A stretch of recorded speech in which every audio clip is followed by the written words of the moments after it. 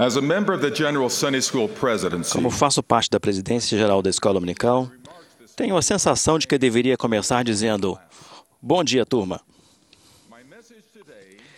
Minha mensagem hoje é dirigida a todos que foram chamados a ensinar, seja em que organização for, sejam recém-conversos à igreja ou professores com muita experiência. Não vou falar de como ensinar, mas de como aprender.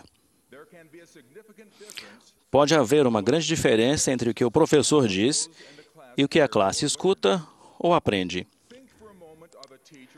Faça uma pausa e pense em um professor que teve uma grande influência em sua vida.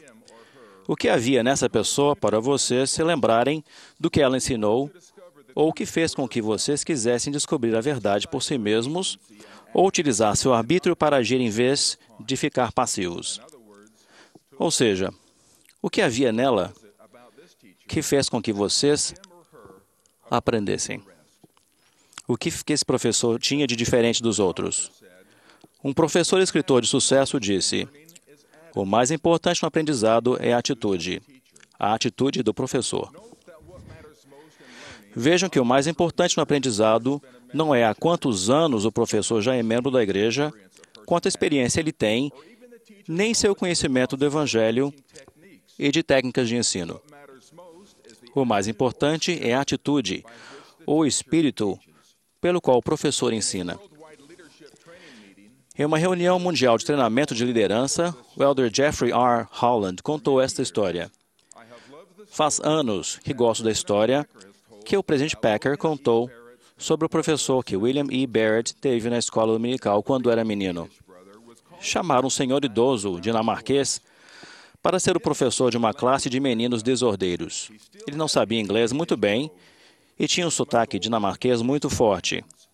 Era muito mais velho e tinha mãos de agricultor, mas ainda assim tinha sido chamado para ensinar aquela turma de jovens bagunceiros de 15 anos.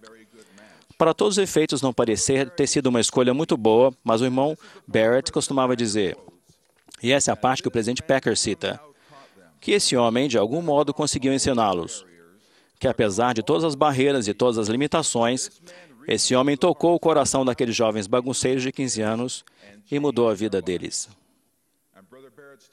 E o testemunho do irmão Barrett era este. Nós podíamos aquecer as mãos no calor de sua fé.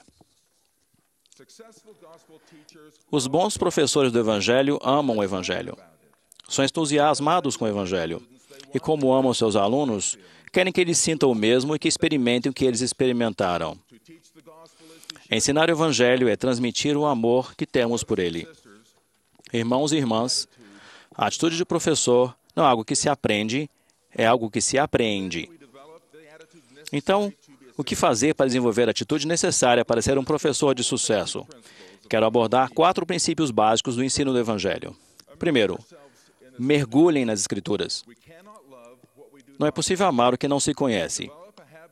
Desenvolva o hábito de estudar as Escrituras diariamente como algo independente da preparação da aula.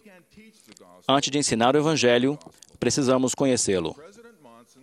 O presidente Monson ainda se lembra com prazer da professora da escola dominical que teve na infância.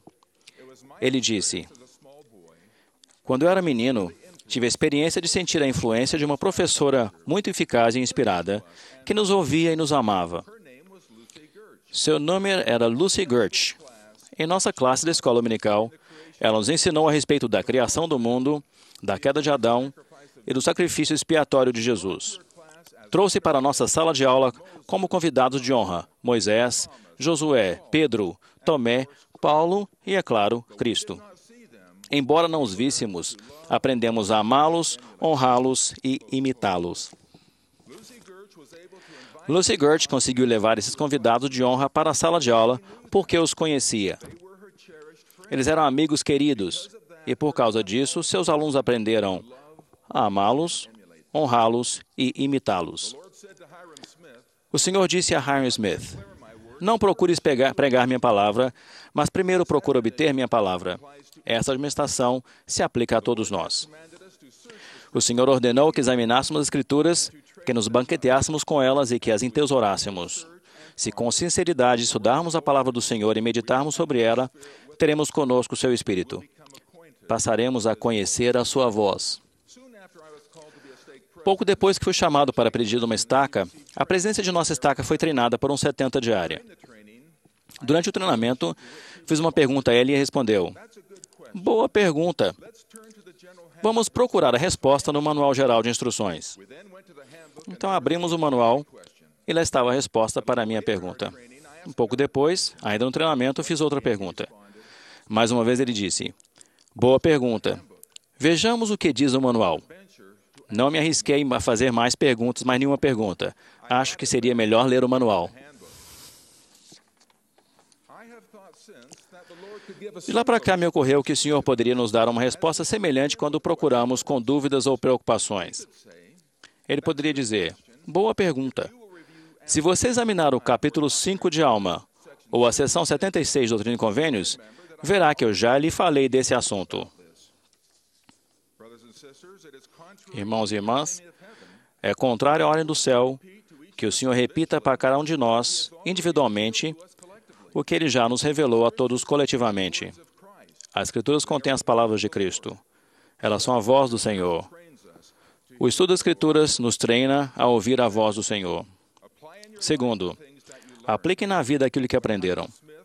Quando Highsmith quis participar desta grande obra nos últimos dias, o Senhor lhe disse: "Eis que esta é tua obra, guardar meus mandamentos. Sim, com todo o teu poder, mente e força." Como professores, nossa obra é, antes de mais nada, guardar os mandamentos com todo o nosso poder, mente e força. Terceiro, busquem o auxílio divino. Apelem ao Senhor e peçam-lhe seu Espírito com toda a energia de seu coração. As Escrituras dizem: "E se não receberdes o Espírito, não ensinareis." Isso significa que, mesmo que utilizemos todas as técnicas corretas, sem o Espírito não haverá um aprendizado real. O papel do professor é ajudar as pessoas a sentirem-se responsáveis por aprender o Evangelho, despertar nelas o desejo de estudar, de compreender e de viver o Evangelho. Isso significa que nós, professores, não devemos nos concentrar tanto em nosso desempenho, mas em como ajudar os demais a aprender e viver o Evangelho. Quando foi a última vez que você se ajoelhou e pediu ao Senhor não só que o ajudasse com a lição, mas também que o ajudasse a perceber o que cada aluno precisa e a atender a essas necessidades? Uma classe tão grande que não possamos orar para pedir inspiração de como alcançar cada aluno. É natural que os professores não se sintam adequados. É preciso compreender que a idade, maturidade, treinamento intelectual não são nem um pouco necessários à comunhão com o Senhor e seu Espírito. O Senhor sempre cumpre suas promessas. Se vocês estudarem as Escrituras com sinceridade e sempre entesourarem na mente as palavras de vida, se guardarem os mandamentos com todo o coração e orarem por todos os alunos, terão a companhia do Espírito Santo e receberão revelações. Quarto, irmãos e irmãs, é da maior importância que exerçamos nosso arbítrio para agir sem demora, de acordo com a inspiração que recebemos. O presidente Thomas S. Monson ensinou: aguardamos, esperamos, ficamos atentos àquela voz mansa e delicada. Quando ela fala, quem é sábio obedece.